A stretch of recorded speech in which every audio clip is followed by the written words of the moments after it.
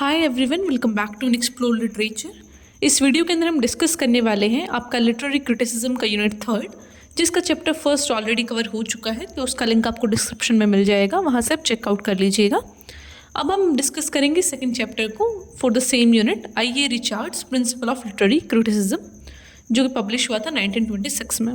तो पर्टिकुलरली हम इस बुक के 2 चैप्टर्स डिस्कस कर रहे हैं जो कि आपके सिलेबस में है। फर्स्ट कवर हो चुका है और सेकंड में अब हम बात करेंगे कि भाई उन्होंने सेकंड चैप्टर में क्या बताया है, उसको क्रिटिक्स ने कैसे देखा है और कैसे ये जो पूरा लिटरेरी क्रिटिसिज्म का बुक है उसका समरी क्या है। तो वो सारी चीज़ें हम देखने वाले हैं, तो लास्ट तक बने रहिएगा ताकि आप किसी भी पॉइंट को मिस ना करें। Also don't forget to subscribe the channel, like the video and share it with your friends. और आप कमेंट करके भी बता सकते हैं कि भाई कैसा आपको लगा, क्या आपको इम्प्रूवमेंट चाहिए या फिर कौन सी चीज़ें ऐड होनी चाहिए थी, oh whatever you feel like. ठीक है, तो आप अपना जो एक रिकमेंडेशन है वो भी दे सकते हैं कमेंट सेक्शन में। Alright, so now without wasting much of time let's start the video. I A Richard एक इंग्लिश एजुकेटर, लिटरेरी क्रिटिक और पोएट थे। इनकी कंट्रीब्यूशन की बात करें तो क्रिटिसिज्म की फील्ड में इन्होंने बहुत सारा काम किया है, जिसमें वो बताते हैं कि भैया क्रिटिसिज्म होता क्या है, किस तरीके से करना चाहिए, कौन सा अच्छा क्रिटिसिज्म होता है, कौन सा बुरा होता है। तो ये सारी चीज़ें हमने बेसिक डिस्कस कर लिया था चैप्टर 1 के अंदर। आई होप आपने वो देख लिया होगा। पहले आप उसको देखिएगा, then only come to this part 2 which is the second chapter. तो यहाँ पे वो यही बताते हैं कि भाई जो एक ऑब्जेक्ट है उसका एस्थेटिक वैल्यू होता है, आपको उसको देखने के लिए एक सर्टेन प्रिंसिपल को फॉलो करना पड़ेगा। अगर आप उन स्टेप को फॉलो करते हैं तभी आप उसकी जो एस्थेटिक वैल्यू है उसको समझ पाएंगे। तो ये सारी चीज़ें आपको फर्स्ट चैप्टर में देखने को मिलेंगी। जो रिचार्ड है वो प्रैक्टिकल क्रिटिसिज्म की बात करते हैं कि भाई हमें ना चीज़ों को प्रैक्टिकल तरीके से देखना चाहिए। ऐसा नहीं कि मैं यहाँ पे बैठ के कुछ भी अपना दिमाग में एक इमेजिनरी चीज़ें सोच रही हूँ and then I am criticising something. एक प्रैक्टिकल अप्रोच होनी चाहिए हर चीज़ को क्रिटिसाइज करने की या फिर उसको प्रेज करने की। Then only you can see. और एक पॉजिटिव क्रिटिसिज्म आपको देना होता है। पॉजिटिव क्रिटिसिज्म का क्या मतलब होता है, लेटर से आप मेरा लेक्चर देख रहे हैं तो एक तो आप मुझे बताएं कि आपने ना यहाँ पे गलती किया था एंड आप यहाँ पे इम्प्रूव कर लीजिए, otherwise you are doing good. ठीक है, दिस इज़ पॉजिटिव क्रिटिसिज्म कि भाई आपको यहाँ पे इम्प्रूव करने की ज़रूरत है, तो आप मुझे सिखा रहे हैं। बिकॉज यहाँ पे लर्निंग का कोई ऐसा बैरियर नहीं होता कि मैं सिर्फ आपको बता सकती हूँ, you people can also teach me. तो ये चीज़ रहता है। लेकिन ऑन द अदर हैंड आप बोले सीधा कि भैया तो बेकार वीडियो था, this is not worth it at all, तो वो होता है नेगेटिव क्रिटिसिज्म कि आप किसी के एफर्ट्स को बिल्कुल ऐसा बोल दे रहे हैं कि नहीं ये तो पता नहीं क्या बना दिया। तो this kind of things are considered in negative criticism. On the other hand positive criticism में आप किसी को ऐसा बताते हैं कि आप इस तरीके से खुद को इम्प्रूव कर सकते हैं। तो रिचर्ड जो सेकंड चैप्टर है उसको स्टार्ट करते हैं बताते हुए कि जो नेचर ऑफ लिटरेरी क्रिटिसिज्म है वो एक्चुअल में है क्या। वो आर्ग्यू करते हैं कि जो क्रिटिसिज्म है वो एनालिटिकल ऑब्जेक्टिव होना चाहिए और उसका एम होना चाहिए इवेल्युएट करना और अंडरस्टैंड करना वर्क ऑफ लिटरेचर को। ये नहीं कि आपका किसी के साथ पर्सनल ग्रजेस हैं तो आप उसके बारे में बुरा भला कर रहे हैं। आपको सिर्फ समझना होगा कि उस आदमी ने काम क्या किया है, वो काम अच्छा है या बुरा है, इरिस्पेक्टिव ऑफ वो किसने किया है। ठीक है, तो ये चीज़ें बहुत ज़्यादा मायने रखती हैं when you are going into this literary criticism वाला फिट।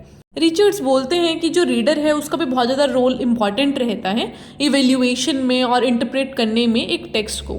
यहाँ पे रीडर को ऐसा इमोशनल होकर नहीं सोचना चाहिए, बल्कि उसको प्रॉपर तरीके से सारी चीज़ों को, इमोशन और इंटेलेक्ट दोनों को मिला के सोचना चाहिए। ऐसा नहीं कि बस आप भावनाओं में बह गए कुछ भी बोलते हुए कि नहीं ये तो ऐसा है बस। तो you have to just merge your intellectual and emotional powers while you are in the process of criticism।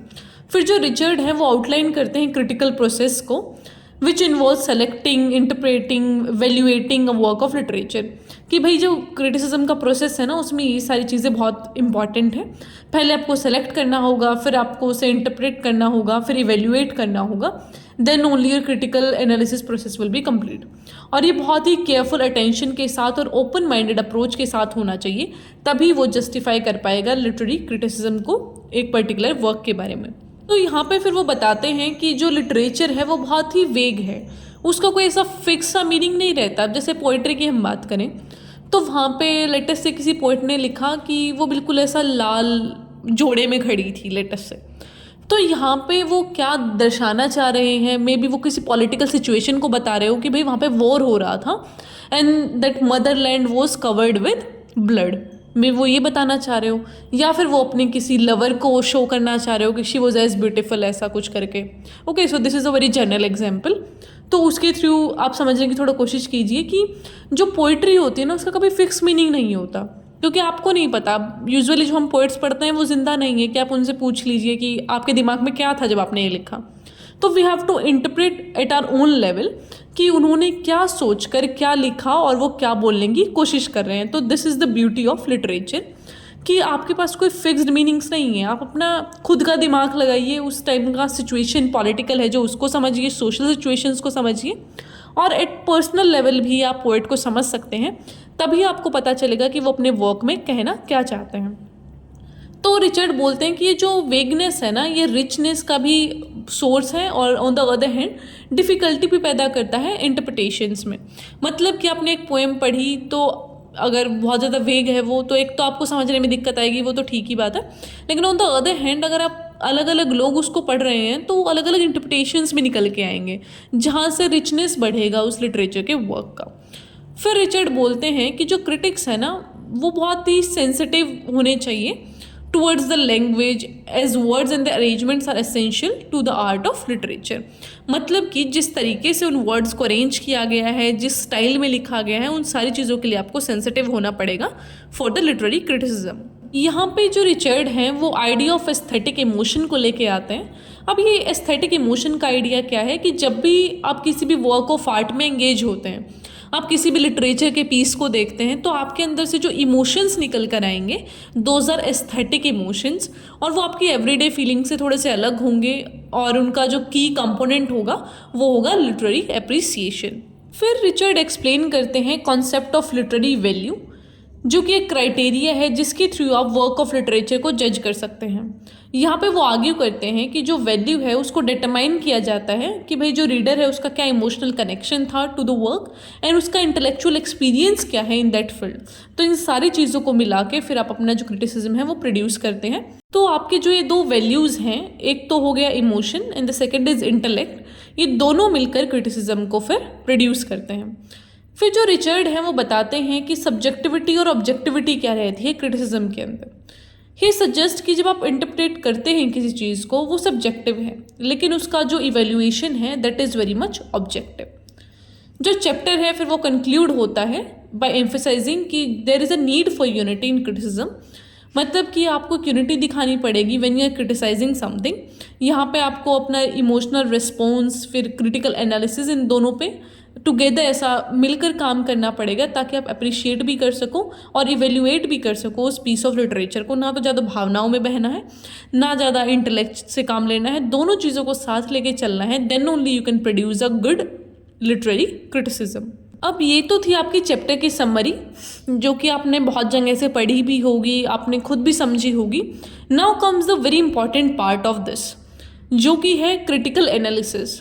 क्योंकि आपको ये भी देखना ज़रूरी होता है कि इस बुक के बारे में या फिर इस पीस ऑफ वर्क के बारे में और जो कंटेम्प्रेरी हैं राइटर्स वो क्या बोलते हैं। तो वो आप अपने एग्जाम में भी कोट कर सकते हैं। जैसे क्वेश्चन आता है तो आप उसके स्टार्टिंग में बीच में कहीं भी एक दो कोट चिपका दो, that will enhance your answer. तो इन कोट्स को आप थोड़ा लर्न कर लेना, which like the words of certain writers या फिर जो भी क्रिटिक्स हैं। तो जो प्रिंसिपल ऑफ लिटरेरी क्रिटिसिज्म है उसका बहुत ज़्यादा लॉन्ग लास्टिंग इम्पैक्ट है हमारी फील्ड ऑफ लिटरेरी क्रिटिसिज्म के ऊपर। किसी क्रिटिक ने इनको अच्छा बताया है तो किसी ने थोड़ा सा प्रॉब्लमेटिक बताया है इनके आइडियाज़ को, लेकिन जैसा भी है it is a foundational text जो कि डिस्कस और डिबेट किया जाता है जब भी लिटरेरी थ्योरी की बात आती है। तो सबसे पहले आते हैं इलियट। तो टी.एस. इलियट एक प्रोमिनेंट पोएट और क्रिटिक रहे हैं और क्लोज एसोसिएशन भी था इनका रिचर्ड के साथ। तो वो प्रेज करते हुए बोलते हैं कि जो प्रिंसिपल ऑफ लिटरेरी क्रिटिसिज्म है ना उसका बहुत ज़्यादा सिग्निफिकेंट कंट्रीब्यूशन रहा है अंडरस्टैंड करने में कि लिटरेचर क्या है। और इलियट अप्रिशिएट करते हैं रिचर्ड को कि उनका कितना फोकस है रीडर के रोल पे भी, क्योंकि जब भी हम देखते हैं तो हम बेसिकली राइटर की बात करते हैं कि भाई राइटर ने किस तरीके से उस चीज़ को लिखा है और ये सारी चीज़ें, लेकिन रिचर्ड हैं जो रीडर के रोल को भी निगलेक्ट ना करते हुए उनको भी फोरफ्रंट पे लेके आते हैं। फिर आते हैं Levi's.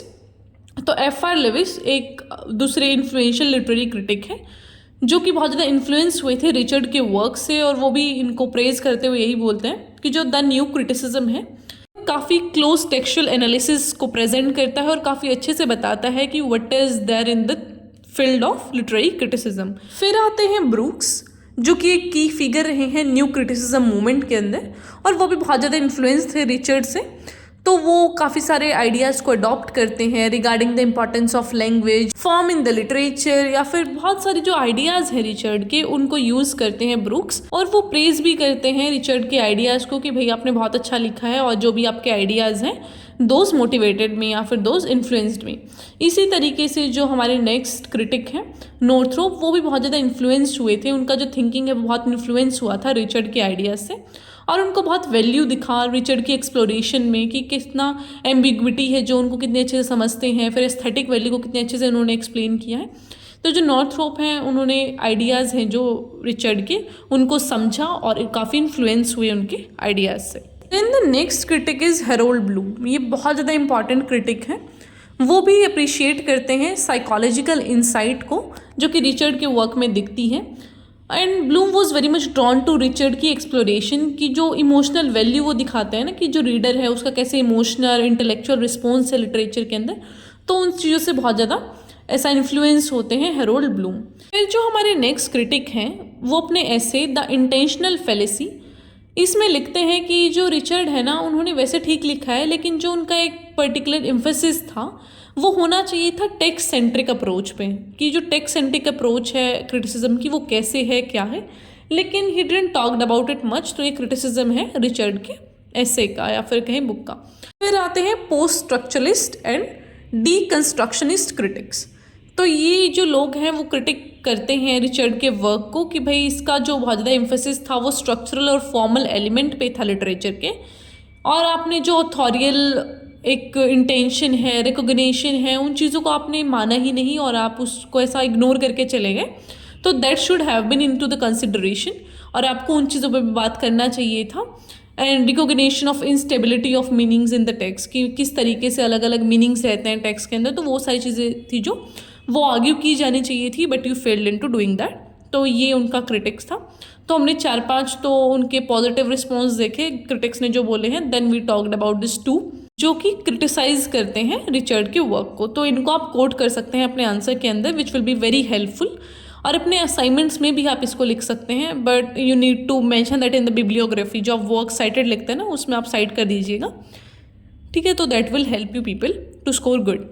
Alright, so don't forget to subscribe the channel, like the video and share with your friends. कोई क्वेश्चन है तो पूछ लीजिएगा, किसी टॉपिक पे वीडियो चाहिए you also comment that, and please don't consider कि I am not checking out the comments. Actually I was not doing well from few days, so that's why थोड़ा सा लेट आ रहा है video, otherwise I will be working consistently on that. Alright, and also I am planning for the live classes, कि हम थोड़ा exam से पहले live classes भी ट्राई करें, जिसमें you people tell me a time जो कि like for me and for you all that is suitable. उस टाइम पे हम एक पर्टिकुलर टॉपिक है जो लिटरेचर का वो डिस्कस करेंगे, ताकि आप साथ के साथ अपने जो क्वेश्चंस हैं उनको पुटअप कर सकें। तो this is just a idea, अभी you just comment in the comment box regarding it, या फिर आप ईमेल कर सकते हैं कि आपको ये सब करना है या नहीं, बिकॉज आई तो think it will help you people, ताकि आपके जो डाउट्स हैं वो साथ साथ क्लियर हो जाए। बट विल सी, जो भी मेजॉरिटी का डिसीजन होगा that will prevail, and will see that. Alright, so I will meet in the next video. Till then take care, stay happy, stay healthy.